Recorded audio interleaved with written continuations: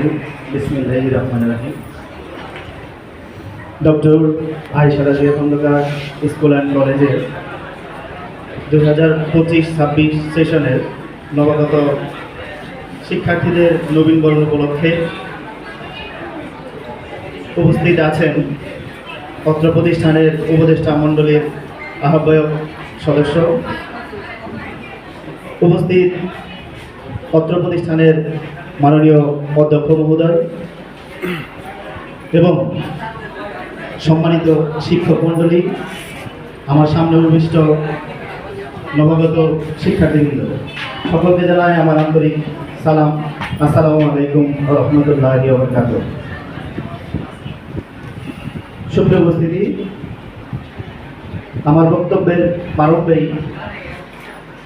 আমার হৃদয়ের মণিকুঠায় জমাকৃত সমস্ত ভালোবাসা তোমাদের উৎসর্গ করছি। আমার বক্তব্যের শুরুতেই আমি একটি কবিতার শ্লোক দিয়ে শুরু করব।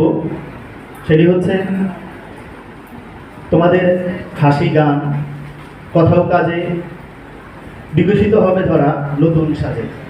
সত্যি তোমাদের হাসি গান কথাও কাজে বিনির্মিত হবে আগামীর বাংলাদেশ, ইনশাআল্লাহ।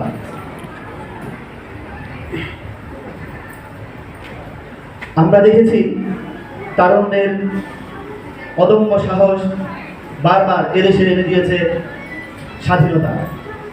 স্বাধীনতাকে করেছে সুসংহত এবং স্বাধীনতা রক্ষাও করেছে এই এক তরুণ সমাজ। তোমরা নবীন শিক্ষার্থীরা মহান এক ব্রত নিয়ে এই প্রতিষ্ঠানে এসেছ। তোমাদের চোখে সাজিয়েছ রঙিন স্বপ্ন।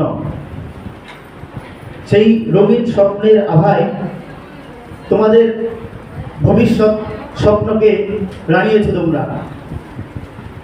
অত্র বিদ্যালয়, অত্র প্রতিষ্ঠান তোমাদের এই রঙিন স্বপ্নকে বাস্তবে রূপান্তর করার জন্য বদ্ধপরিকর। উক্ত প্রতিষ্ঠানের রয়েছে এক গৌরবময় ইতিহাস,